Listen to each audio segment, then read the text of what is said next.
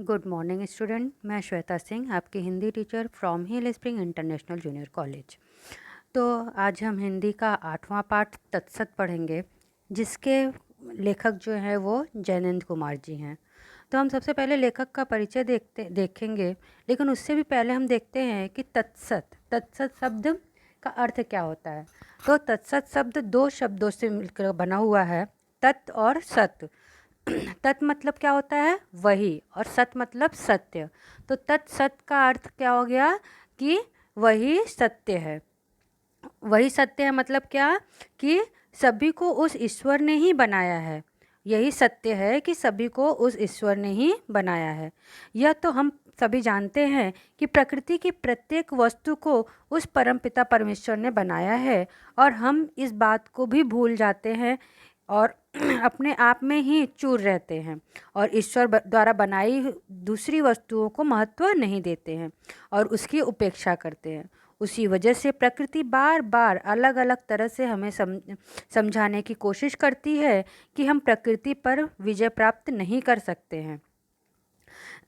वैसे जैसे जो सृष्टि में आपदाएं आती हैं, विपत्तियां आती हैं, वह प्रकृति द्वारा ही संदेश होता है कि हम जो है वो गलत कर रहे हैं।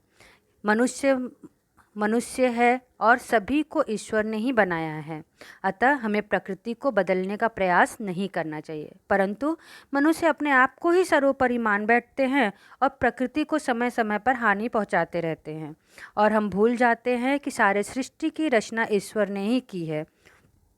आगे हम लेखक का परिचय देख लेते हैं कि जैनेंद्र कुमार का परिचय क्या है।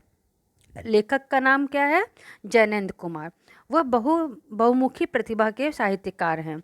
मतलब उनकी प्रतिभा जो है वो हर क्षेत्र में है, साहित्य में हर क्षेत्र में है। जैसे उपन्यास, कहानी, निबंध, संस्मरण, ये सब विधाओं पर वो रचना करते हैं। इनका जन्म 2 जनवरी सन 1905 ईस्वी को अलीगढ़ जनपद के कौड़ियागंज नामक कस्बे में हुआ था। इनके पिता का नाम प्यारेलाल और माता का नाम श्रीमती रमा देवी था। इनके बचपन का नाम आनंदी लाल था, जो उन्होंने स्वयं ही परिवर्तित करके उसको बदल करके जैनेंद्र कुमार रख लिया था। तो बच्चों, जो मैं ये सारी बातें मैंने बताई कि ये बहुमुखी प्रतिभावान थे, मतलब कि उनका जो साहित्य है वो किस किस क्षेत्र में था, उनका जन्म कब हुआ, कहाँ हुआ, उनके माता पिता का नाम, उनका बचपन का नाम, ये सारी चीज़ें बहुत ही ध्यान में रखने वाली बातें हैं। इस पे आपको एक एक मार्क के लिए प्रश्न आते हैं, तो ये सारी चीज़ें आप ध्यान में रखिएगा।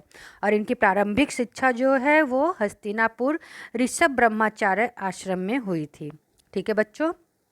तो आगे जो है, उन्होंने जो हिंदी का अध्ययन किया था वो किसी विद्यालय या विश्वविद्यालय में जाकर के नहीं किया था। वो उन्होंने स्वाध्याय के माध्यम से ही हिंदी की जो जानकारी उनको ज्ञान प्राप्त है वो स्वाध्याय के माध्यम से ही प्राप्त है। उन्होंने बहुत से आंदोलनों में भी भाग लिया, जिसकी वजह से उन्हें जेल में भी जाना पड़ा। सन 1928-29 ईस्वी से ही उन्होंने साहित्य के क्षेत्र का कार्य प्रारंभ किया था, और 24 दिसंबर सन 1988 में उनकी मृत्यु हो गई थी। ठीक है बच्चों। इनकी जो कृतियां हैं उसके बारे में भी हम देख लेते हैं कि इन्होंने पहली कहानी खेल 1928 ईस्वी में लिखी थी। इनके प्रथम उपन्यास परख पर साहित्य अकादमी का पुरस्कार भी प्रदान किया गया था। इन्होंने अपनी रचनाओं में कला, दर्शन, मनोविज्ञान, समाज, राष्ट्र, मानवता आदि विषयों पर अपनी लेखनी चलाई। इनके अनेक निबंध संग्रह भी प्रकाशित हुए, जो चिंतन और विचार प्रधान थे। इनकी प्रमुख कृतियों में त्यागपत्र, कल्याणी, पाजेब, वातायन, नीलम देश की राजकन्या, पाप और प्रकाश, मेरे भटकाव, ये और वे, साहित्य और संस्कृति इत्यादि हैं। तो बच्चों, जो इनकी प्रमुख कृतियां हैं, जो इनको पुरस्कार मिला है, इन्होंने पहली बार कब लिखना, उनकी पहली कहानी कब प्रकाशित हुई थी, ये सारी बातें आप अच्छे से अपने ध्यान में रखिएगा। ठीक है। तो आगे हम देखते हैं कि ये जो इनका विषय था, जो ये कहानी था, वो ये कहानी जो है उसमें उन्होंने क्या चीज़ें बताई हैं। तो इनकी जो ये कहानी है वो प्रतीकात्मक कहानी है। लेखक बता रहे हैं कि प्रकृति द्वारा निर्मित पेड़ पौधे, जीव जंतु, नदी नाले, मनुष्य सभी अपने अपने स्थान पर बहुत ही महत्वपूर्ण हैं। सभी का अस्तित्व इस सृष्टि के लिए आवश्यक है, परंतु इसके मूल में वही सर्वशक्तिमान है। वही सर्वशक्तिमान है मतलब कौन? ईश्वर, जो संसार का संचालक है, और यही चिरंतन सत्य भी है। और क्या है? यही सत्य है कि जो सबको चलाता है, जो संसार को चलाता है, जो सृष्टि को बनाता है, वो कौन है? ईश्वर है। तो यहाँ पे क्लियर होता है बच्चों आप लोगों को कि तत्सत जो इस पाठ का जो नाम है वो किस लिए दिया गया है कि ईश्वर ही इस संसार को चलाता है और वही सत्य है। ठीक है, तो पहले हम इस पाठ की समरी, सारांश थोड़ा सा देख लेते हैं कि इस पाठ में क्या लेखक ने बताया है। फिर उसके बाद हम ये पाठ पढ़ करके और उसको समझने की कोशिश करेंगे। ठीक है, तो इस पाठ की समरी इस तरह से है कि एक दिन दो शिकारी शिकार की खोज में एक बहुत ही घने वन में आ पहुँचे थे। वहाँ विश्राम करते हुए वे जंगल की भयानकता के विषय में बातें करते हैं, फिर वहाँ से चले जाते हैं। वन के सभी वृक्ष, जीव जंतुओं के लिए वन, जो उन्होंने शब्द प्रयोग किया था, वो उनके लिए एक नवीन वस्तु था। उनके हिसाब से वन मतलब क्या? जैसे शेर, चीता, शीशम, पेड़, सीरस, ये सब चीज़ें हैं, उसी प्रकार से वन भी कोई एक प्राणी है, कोई एक चीज़ है। तो वे आपस में चर्चा करते हैं। वे सभी स्वयं को खंड खंड में पहचानते हैं। वो क्या करते हैं कि उनको क्या पता है कि शेर है, चीता है, शीशम है, बड़ है, सांप है, ये सारी चीज़ें अलग अलग हैं, लेकिन ये सब जहाँ रहते हैं उसको वन कहते हैं, वो उनको नहीं पता है। और वो ये समझते हैं कि जिस तरह से ये सब चीज़ें, ये सब हैं प्राणी, पेड़ पौधे हैं, उसी तरह से वन भी कोई एक प्राणी है। ठीक है, तो उनके लिए वन शब्द या उसके अस्तित्व से वे सर्वथा अपरिचित हैं। उनको उस शब्द के बारे में कुछ पता ही नहीं है। वे वन की खोज करने के काम में जुट जाते हैं और अंत में सबसे लास्ट में उनको पता चलता है कि वन क्या है। जो हम लोग खंड खंड में विभाजित हैं, उसी को जब एक हम कुल बना देते हैं, एक हम खानदान बना देते हैं, तो उसी को वन कहा गया है। ठीक है, तो लास्ट में उनको इस चीज़ की कामयाबी मिल जाती है कि वन क्या है? जहाँ हम सब रहते हैं, जहाँ सब जीव जंतु पेड़ पौधे हैं, वो उसी के बारे में वो बात कर रहे थे, और वो क्या था? वन था। ठीक है बच्चों, तो आगे हम देखते हैं इस पाठ को पढ़ते हैं और उसको समझने की कोशिश करते हैं। तो पाठ को पढ़ना शुरू करती हूँ। एक गहन वन में दो शिकारी पहुँचे। गहन मतलब घने। एक घने वन में दो शिकारी पहुँचे। वो पुराने शिकारी थे, शिकार की खोज में, टोह मतलब खोज में दूर दूर घूम रहे थे, लेकिन ऐसा घना जंगल उन्हें नहीं मिला था। देखते जी में दहशत होती थी। दहशत मतलब डर लगता था। वहाँ एक बड़े पेड़ की छाँव में उन्होंने वास किया, विश्राम किया और आपस में बातें करने लगे। एक ने कहा, ओह कैसा भयानक जंगल है। दूसरे ने कहा, और कितना घना। कुछ देर बात कर विश्राम करके वे शिकारी आगे बढ़ गए। उनके चले जाने पर पास के शीशम के पेड़ ने बड़ से कहा, बड़दादा, अभी तुम्हारी छाँव में ये कौन थे? वे गए। बड़ ने कहा, हाँ गए। तुम उन्हें नहीं जानते हो? शीशम ने कहा, नहीं, वे बड़े अजब मालूम होते थे। अजब मतलब अजीब मालूम होते थे। कौन थे दादा? पहले कभी नहीं देखा उन्हें। दादा ने कहा, जब छोटा था तब इन्हें देखा था। इन्हें आदमी कहते हैं। इनमें पत्ते नहीं होते, तना ही तना होता है। देखा वे चलते कैसे हैं? अपने तने की दो शाखाओं पर ही चलते चले जाते हैं। ठीक है, आपको समझ में आ रहा है कि कैसे बता रहे हैं? उनको क्या लगता है ये आदमी भी हम लोग जैसा ही है, लेकिन इनके जड़ नहीं होता है, वो अपने दो तनों के ऊपर चलते रहते हैं। ठीक है, तो आगे शीशम ने कहा, ये लोग इतने ही ऊंचे रहते हैं, मतलब इतने ही ऊंचे रहते हैं, ऊंचे नहीं उठते।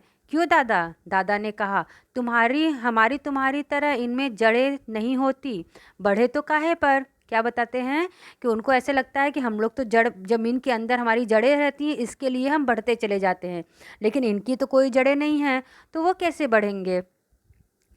बढ़े तो काहे पर? इससे वे इधर उधर चलते रहते हैं। ऊपर की ओर बढ़ना उन्हें नहीं आता। बिना जड़ न जाने वे जीते किस तरह से हैं। ठीक है।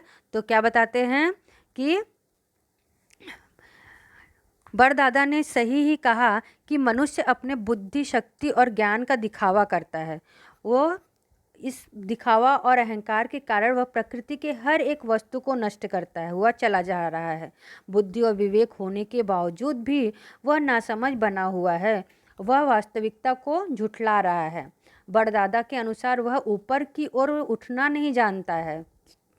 ठीक है, वो क्या बोल रहे हैं, बड़दादा क्या बोल रहे थे, वो कैसे ऊपर उठेंगे, क्योंकि उनकी तो जड़ें ही नहीं है, क्योंकि वो अपने जो पूर्वज होते हैं उन लोगों को तो कुछ नहीं समझते हैं, वो केवल अपना ही बड़प्पन दिखाते रहते हैं। इससे तात्पर्य यह है कि उनके अंदर मानवता, मनुष्यता, बड़प्पन का भाव, क्षमाशील, दयावान और दूसरों के प्रति प्रेम होना चाहिए, परंतु ऐसा कुछ भी उनके अंदर नहीं होता है। सच में मनुष्य अपने संस्कारों को जड़ से उखाड़ चुका है, अतः संस्कार को समाप्त करता हुआ आगे बढ़ता जा रहा है। ठीक है बच्चों, तो आगे इतने में बबूल, जिसमें हवा साफ छनकर निकल जाती थी, रुकती नहीं थी और जिसके तन पर कांटे थे, बोला, दादा, ओ दादा, तुमने बहुत दिन देखे हैं, यह बताओ कि किसी वन को भी देखा है। ये आदमी किसी भयानक वन की बात कर रहे थे। तुमने उस भयावने वन को देखा है? भयावने मतलब डरावने वन को देखा है? शीशम ने कहा, दादा, हाँ, सुना तो मैंने भी था। वह वन क्या होता है? बड़दादा ने कहा, सच पूछो तो भाई, इतनी उम्र हुई, उस भयावने वन को तो मैंने भी नहीं देखा। सभी जानवर मैंने देखे हैं, शेर, चीता, भालू, हाथी, भेड़िया, पर वन नामक जानवर को मैंने अब तक नहीं देखा। एक ने कहा, मालूम होता है वह शेर चीतों से भी डरावना है। बड़दादा ने कहा, डरावना जाने तुम किसे कहते हो, हमारी तो सबसे प्रीति है। बबूल ने कहा, दादा, प्रीति की बात नहीं, मैं तो अपने पास कांटे रखता हूँ, पर वे आदमी वन को भयावना बताते थे, जरूर वह चीतों से बढ़कर होगा। दादा, सो तो होता ही होगा। आदमी एक टूटी सी टहनी से आगे की लपट छोड़कर शेर चीतों को मार देता है। उन्हें ऐसे मारते अपने सामने हमने देखा है, पर वन की लाश हमने नहीं देखी। वह जरूर कोई बड़ा भयानक भयानक अरे खौफनाक होगा। क्या बोलते हैं? तो वो बच्चों, मनुष्य जो है अपने आप को बहुत भोला भाला मानता है, लेकिन देखो अभी क्या बताया बड़दादा ने कि उन बबूल ने क्या बताया कि उन लोगों ने क्या देखा कि जो मनुष्य होता है वो लकड़ी में आग लगा करके जानवरों को डराता है, सब करता है। तो वो सिर्फ अपने आप को भोला भाला मानता है और जानवरों पर अत्याचार करता है, परंतु वास्तविकता तो यह है कि प्रकृति की हर एक वस्तु भोली भाली, सरल, सहज है, हो सकता है, लेकिन सिवाय मानव के। यदि मानव अपने स्वार्थों को छोड़ दे तो सब कुछ ठीक हो सकता है, लेकिन मनुष्य अपने स्वार्थों को छोड़ेगा नहीं। बच्चों, प्रकृति के जो 5 तत्व है, जल, थल, अग्नि, वायु, आकाश, हमें बहुत कुछ सिखाते हैं। यदि हम उनके जैसा भाव रखेंगे तो हमें कोई भी समस्या छू नहीं पाएगी। इसी तरह से हम अपने बातें हो इसी तरह वो जो है अपनी अपनी अपनी बातें करने लगते हैं। वन को उनमें से कोई नहीं जानता था। आसपास के पेड़, साल, सेमर,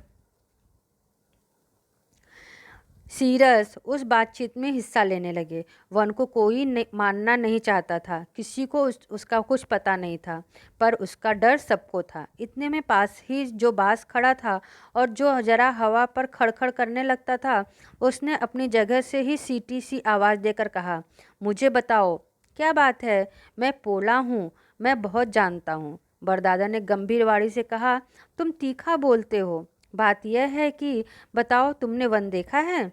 हम लोग सब उसको जानना चाहते हैं।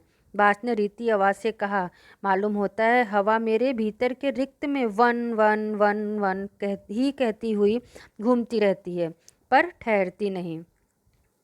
बड़ ने कहा, वंश बाबू, तुम घने नहीं हो, सीधे हो, सीधे हो। कुछ भरे होते तो झुकना जानते। क्या बोला कि बड़दादा ने बहुत सही बात कही कि कुछ भरे होते, मतलब भरने से मतलब ये नहीं कि सामान भरे हुए हो, सामान या वस्तु के बारे में भर नहीं है, बल्कि उसके अंदर मनुष्यता, सहृदयता से भरने की बात है। जिस व्यक्ति में यह भाव होता है वह सदैव विनम्र होता है, सदैव अच्छी बातें सोचता है और दूसरों के लिए अच्छा ही करना चाहता है। ठीक है, तो यही बात बड़दादा ने कहा। इतना कहकर बड़दादा दूसरों से कहते हैं कि बड़दादा ने उधर से आँख हटाकर फिर और लोगों से कहा कि हम सबको घास से इसी विषय में पूछना चाहिए। उनकी पहुँच सब कहीं है। क्या है? घास। आप देखते होंगे कि घास की पहुँच बहुत दूर दूर तक रहती है, बहुत दूर दूर तक घास फैली रहती है। तो इन लोगों को क्या लगा कि अगर हम घास को पूछेंगे वन के बारे में तो घास तो बहुत दूर दूर रहती है, तो उसको जो है इस चीज़ के बारे में पता होगा। ठीक है, वह कितनी व्याप्त है और ऐसी बिछी रहती है कि किसी को उससे शिकायत नहीं होती। तब सबने घास से पूछा, तू वन को जानती है? घास ने कहा, नहीं दादा, मैं उन्हें नहीं जानती। लोगों की जड़ों को ही मैं जानती हूँ। उनके फल मुझसे ऊंचे रहते हैं। क्या बोलती है कि उनके जड़ों को जानती हूँ, मतलब क्या कि जब वो चलते हैं तो उनके पैर ही मेरे ऊपर होते हैं और वो बहुत लंबे होते हैं, तो उनके ऊपर क्या है वो मुझे पता नहीं चलता है। ठीक है, पद तल के स्पर्श से उस सबका परिचय मुझे मिलता है। जब मेरे सिर पर चोट ज़्यादा पड़ती है, समझती हूँ यह ताकत का प्रमाण है। धीमे कदम से मालूम होता है यह कोई दुखियारा जा रहा है। दुख से मेरी बहुत बनती है दादा, मैं उसी को चाहती हूँ, यहाँ से वहाँ तक बिछी रहती हूँ। सभी कुछ मेरे ऊपर से निकलता है, पर वन को मैंने अलग करके कभी नहीं पहचाना। दादा ने कहा, तुम कुछ नहीं बतला सकती। घास ने कहा, मैं बेचारी क्या बतला सकती हूँ दादा। तब बड़ी कठिनाई हुई। बुद्धिमती घास ने जवाब दे दिया। वागम्बी वंश बाबू भी कुछ न बता सके और बड़दादा स्वयं अत्यंत जिज्ञासु थे। किसी की समझ में नहीं आया कि वन नाम के भयानक जंतु को कहाँ से कैसे जाना जाए। इतने में पशुराज सिंह वहाँ आए।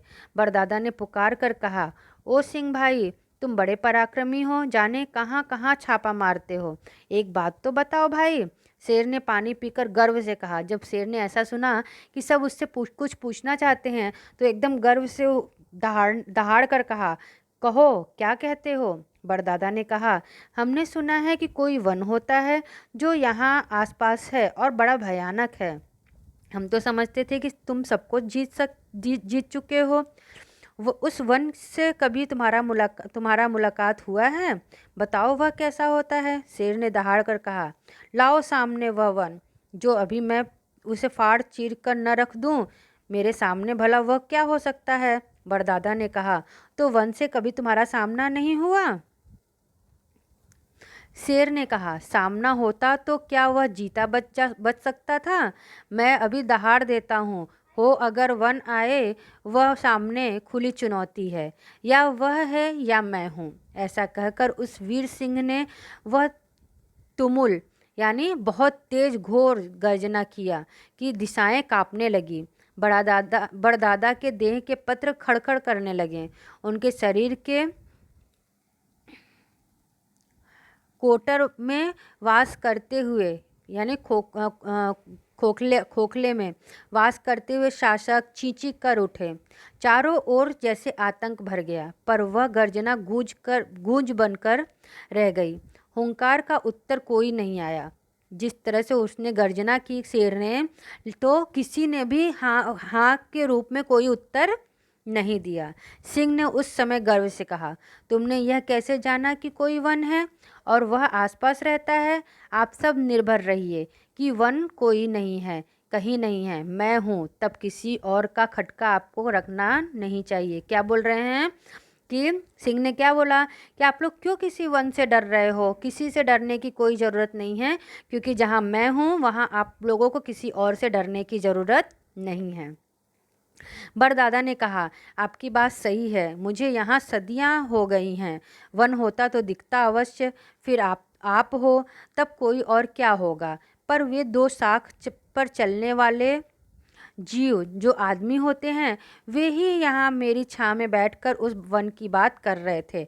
ऐसा मालूम होता है कि ये बड़े जड़ के आदमी सबसे ज़्यादा जानते हैं। यहाँ पे इन्होंने बड़दादा ने बहुत ही सही बात कही है, क्या कि जो मनुष्य है वो प्राणियों में सबसे समझदार प्राणी है, मनुष्य ही है, उससे ज़्यादा समझदार कोई नहीं है। परंतु सिंह ने भी यह सही कहा जिसके बारे में हमें सोचना चाहिए। क्या कहा सिंह ने? सिंह ने कहा, आदमी को मैं खूब जानता हूँ, मैं उसे खाना पसंद करता हूँ, उसका मांस मुलायम होता है, लेकिन वह चालाक जीव है। उसको मुंह मारकर खा डालो तब तो वह अच्छा है, नहीं तो उसका भरोसा नहीं करना चाहिए, उसकी बात में धोखा है। क्या बोला सिंह ने? कि मनुष्य की प्रकृति को अच्छी तरह समझता है वो, कि मनुष्य यदि अपने में ज़्यादा खूंखार जानवर से बचने के लिए वह क्या करता है, झूठ बोलता है, धोखा देता है, फिर चला जाता है, लेकिन वह तो अन्य मनुष्यों को भी स्वार्थ के लिए धोखा देता है। वो सिर्फ जानवरों को नहीं, मनुष्य जो है वो क्या करता है, सिर्फ जानवरों को ही धोखा नहीं देता है, बल्कि वह अपने जैसे, अपने स्वार्थ के लिए अपने जैसे मनुष्यों को भी धोखा देता है। बच्चों, ईश्वर की सबसे सुंदर रचना मनुष्य है, परंतु मनुष्य अपने स्वार्थ के लिए एक दूसरे को धोखा देते जा रहा है। ठीक है, लेकिन जो कि मनुष्य को ऐसा नहीं करना चाहिए। आगे, बड़दादा तो चुप रहे, लेकिन औरों ने कहा कि सिंहराज, तुम्हारे भय से बहुत से जंतु छिपकर रहते हैं, वे मुंह नहीं दिखाते, वन भी शायद छिपकर रहता हो, तुम्हारा दबदबा कोई कम तो नहीं है। इससे जो सांप धरती में मुंह गाड़ कर रहता है, ऐसी भेद की बातें उसने पूछनी चाहिए। रहस्य को जानता होगा तो अंधेरे में मुंह गाड़कर रहने वाला सांप जैसा जानवर ही जानता होगा। हम पेड़ तो उजाले में सिर उठाए खड़े रहते हैं, इसलिए हम बेचारे क्या जाने। शेर ने कहा, जो मैं कहता हूँ वही सच है, उसमें शक करने की हिम्मत ठीक नहीं है। जब तक मैं हूँ कोई डर न करो। कैसा सांप? क्या कोई मुझसे ज़्यादा जानता है? बड़दादा यह सुनकर भी कुछ नहीं बोले, औरों ने भी कुछ नहीं कहा। बबूल के कांटे जरूर उस वक्त तनकर कुछ उठ आए थे, लेकिन फिर भी बबूल ने धीरज नहीं छोड़ा और मुंह नहीं खोला। अंत में जम्हाई लेकर मंथर गति से सिंह वहाँ से चला गया। भाग्य की बात की सांझ का छुटपुटा होते होते घास में से जाते हुए दिख गए चमकीले देह के नागराज।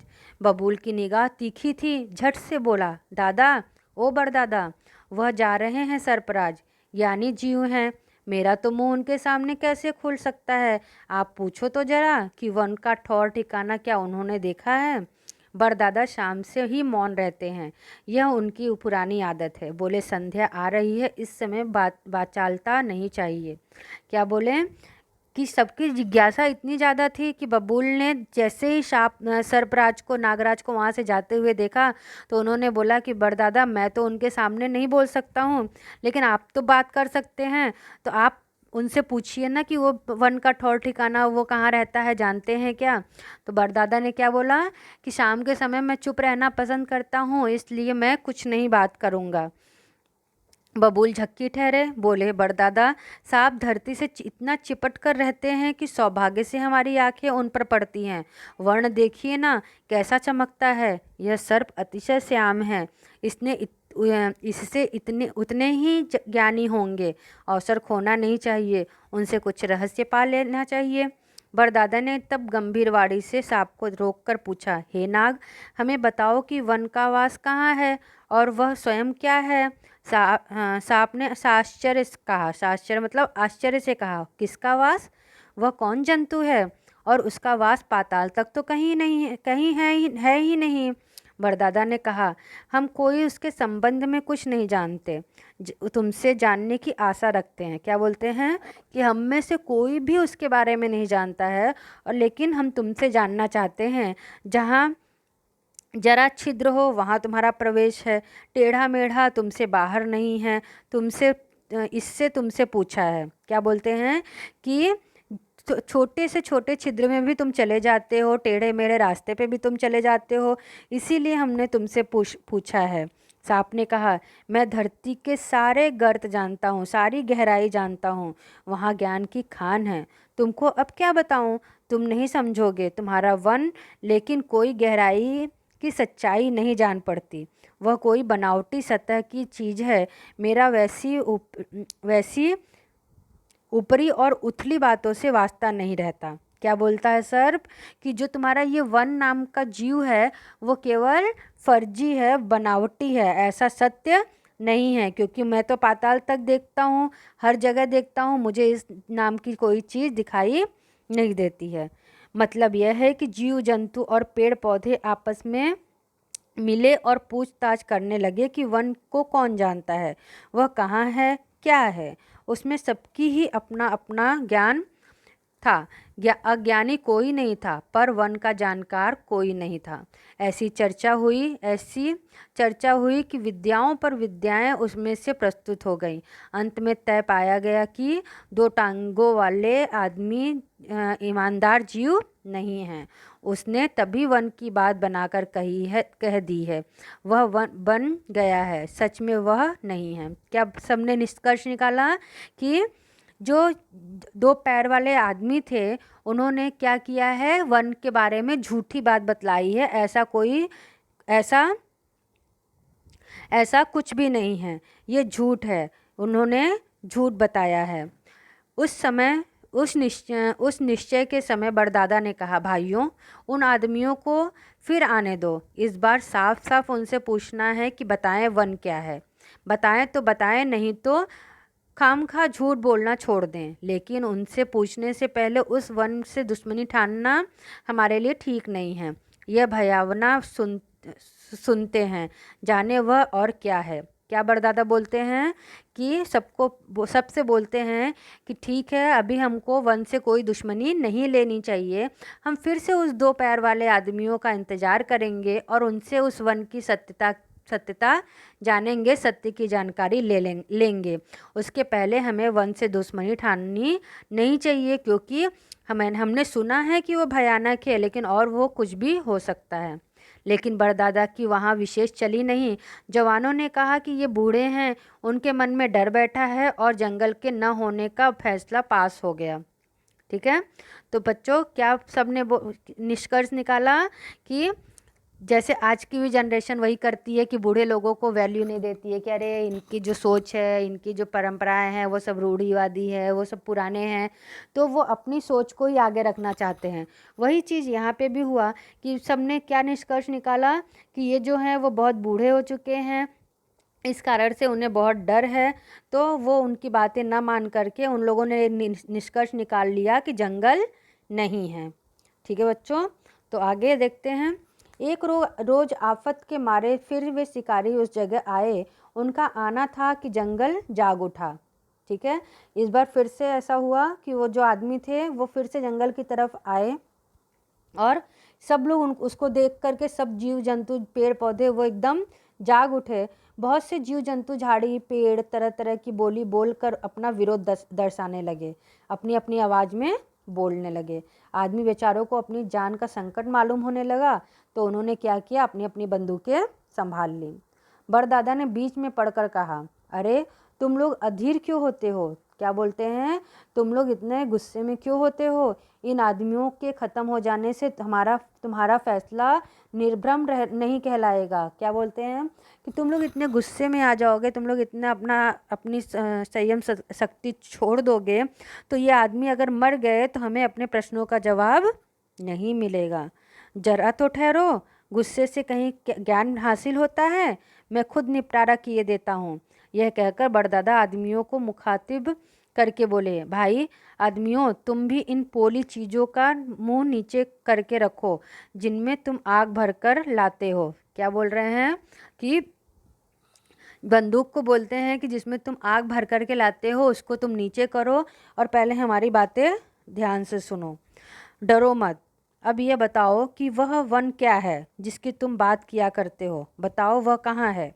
आदमियों ने अभय होकर के, निडर होकर पाकर कर अपनी बंदूकें नीचे कर ली और कहा, यह वन ही तो है जहाँ हम सब हैं। उनका इतना कहना था कि ची ची की सवाल पर सवाल होने लगे। वन यहाँ कहाँ है? कहीं नहीं है। तुम हो, मैं हूँ, वह है। वन फिर हो कहाँ सकता है? तुम झूठे हो, धोखेबाज हो, स्वार्थी हो। खत्म करो इनको। आदमी यह देखकर डर गए। बंदूकें संभालना चाहते थे कि बड़दादा ने मामला संभाला और पूछा, सुनो आदमियों, तुम झूठे साबित होंगे तभी तुम्हें मारा जाएगा, और अगर झूठे नहीं हो तो बताओ वन कहाँ है।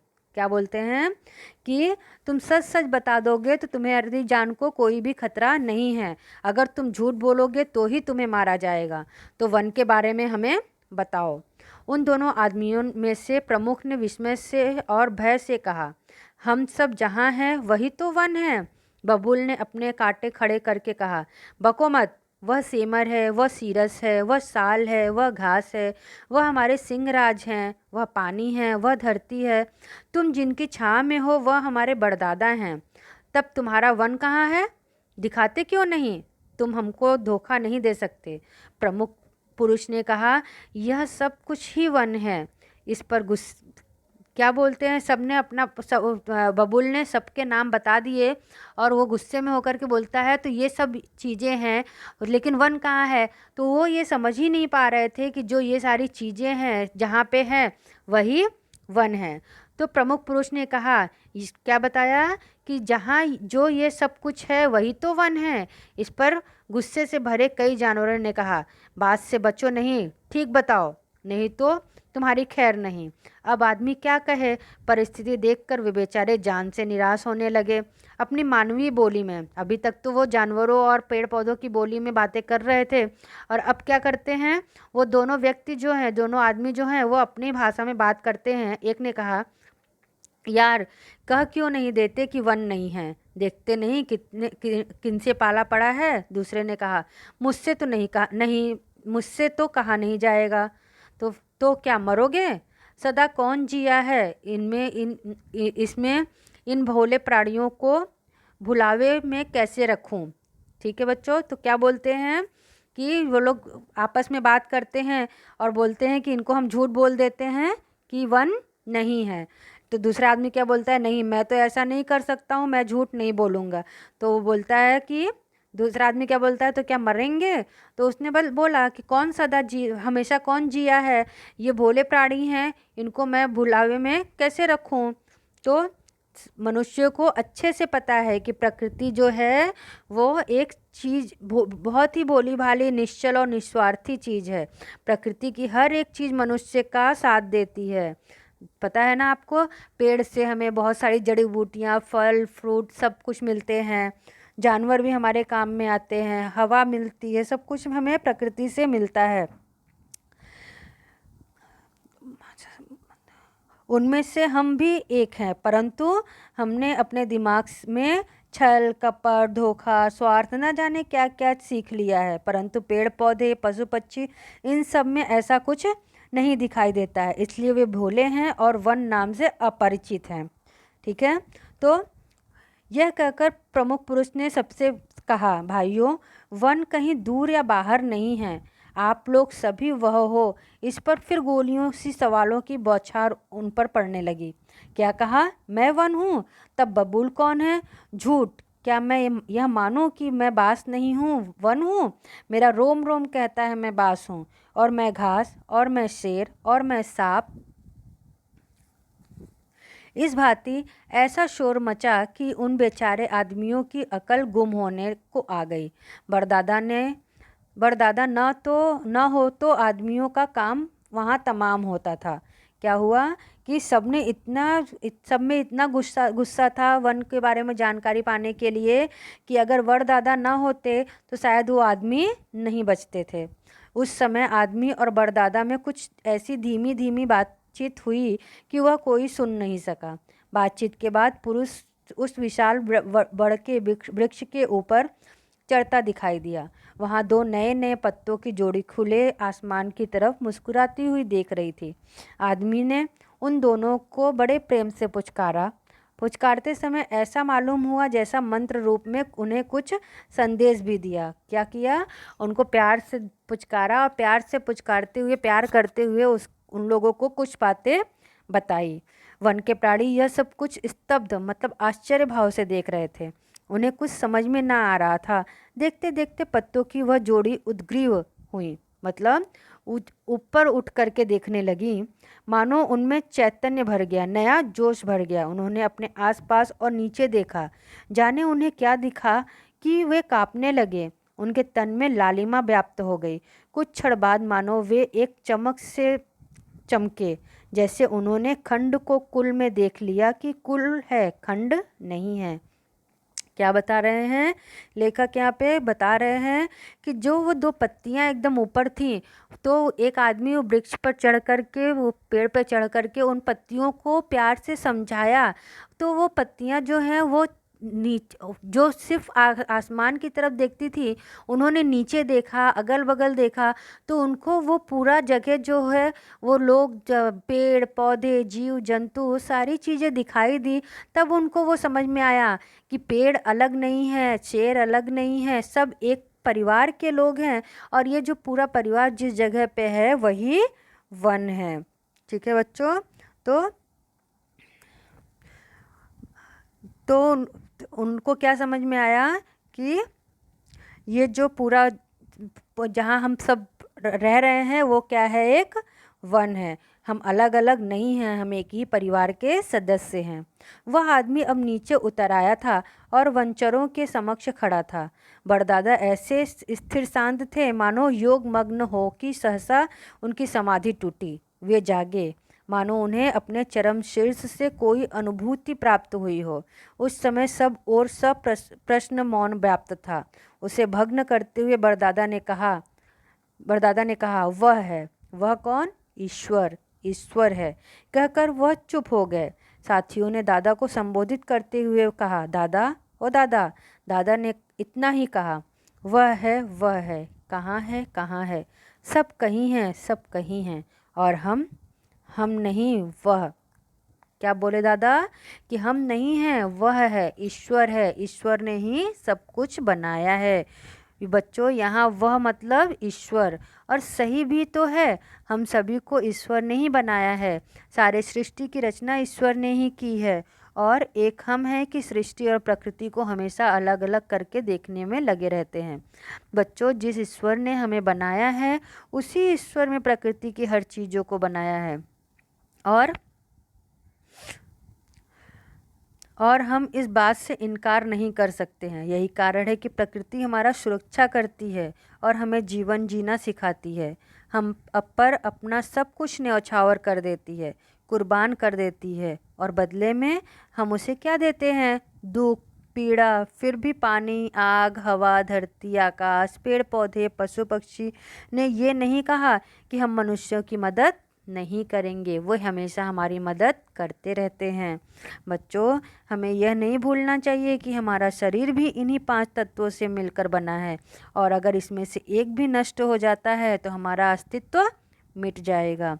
अतः यही कारण है कि बड़ के पेड़ के 2 कोमल पत्तों को पूरी प्रकृति ही एक वंश के रूप में दिखाई दी।